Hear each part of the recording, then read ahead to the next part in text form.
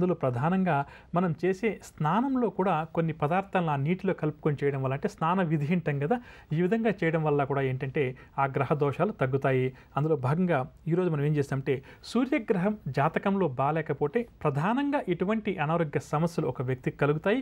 దాన్ని ఏ విధంగా గుర్తించి నివారించుకోవచ్చు, ఎటువంటి పరిహారాలు పాటించాలి, ప్రధానంగా స్నానం చేసేటప్పుడు ఎటువంటి వస్తువులు కలుపుకొని అందులో స్నానం చేస్తే సూర్యగ్రహం యొక్క దోషం తగ్గుతుంది అన్న అంశం గురించి, వారు పాటించాల్సిన పరిహారాల గురించి ప్రధానంగా తెలుసుకునే ప్రయత్నం చేద్దాం. జాతకంలో సూర్యగ్రహం అంటే ఒక్క మాటలో చెప్పాలంటే జ్యోతిషశాస్త్రరీత్యా ఆరోగ్యానికి మొత్తానికి కారకుడు సూర్యుడు అవుతాడు.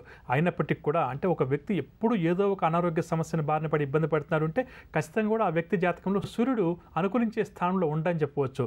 ఈ విధంగా సూర్యుడు ఎప్పుడైతే వ్యతిరేక స్థానాల్లో ఉంటూ మనకు ఎప్పుడైతే ఉంటుందో అప్పుడు ఏదో ఒక అనారోగ్య సమస్య జీవితాంతం కలుగుతుంది. ఎందుకంటే జ్యోతిషశాస్త్రంలో ఉన్న నవగ్రహాల్లో సూర్యునికి మొత్తం మీద కూడా ఆరోగ్యం మీద ఆధిపత్యం అధికంగా ఉంటుందని చెప్పవచ్చు. ఒక వ్యక్తి ఆరోగ్యంగా యవ్వనంగా జీవిస్తున్నాడంటే అతనికి ఖచ్చితంగా కూడా సూర్యగ్రహం అనుకూలంగా ఉన్నట్టే, లేకపోతే మాత్రం ఏదో ఒక అనారోగ్య సమస్య ఆ వ్యక్తికి ఎప్పుడు కూడా వస్తుంటుంది.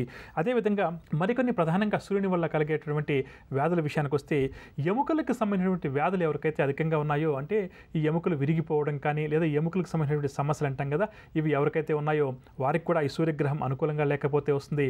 కళ్ళకు సంబంధించినటువంటి సమస్యలు ప్రధానంగా ఎవరికైతే ఉన్నాయో అంటే చిన్న వయసులోనే కళ్ళు సరిగ్గా కనిపించకపోవడం, అదేవిధంగా కళ్ళజోడు వాడడం, ఈ విధంగా ఎవరికైతే కలుగుతుందో దీనికి కూడా ప్రధానమైనటువంటి గ్రహంగా సూర్యుని చెప్తాం. అంటే చంద్రుడు కూడా ఒక కంటికి కారకుడు అయినప్పటికీ కూడా సూర్యగ్రహాన్ని కూడా ఇక్కడ ప్రధానంగా తీసుకుంటాము.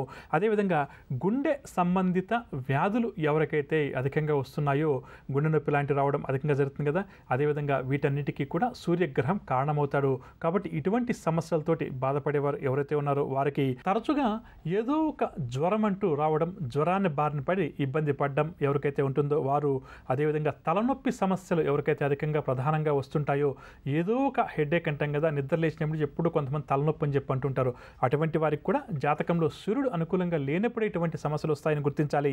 అదేవిధంగా రక్తపోటు క్రమంగా లేని వారికి అంటే కొన్ని సందర్భాల్లో చూసినప్పుడు మనకు చూడండి రక్త ప్రసరణలో హెచ్చుతగ్గులు ఉంటాయి చూడండి, ఈ విధంగా ఉన్న వారికి అంతా కూడా ఇది సూర్యగ్రహం వల్ల కలుగుతుందని చెప్పవచ్చు. అంటే రక్తం ఏదైతే మనకు ప్రసరణ జరుగుతుంటుంది శరీరంలో హెచ్చుతగ్గులు ఎవరికైతే అధికంగా ఉంటాయో అటువంటి వారికి కూడా ఇవి సూర్యుడి వల్ల కలుగుతుందని చెప్పవచ్చు.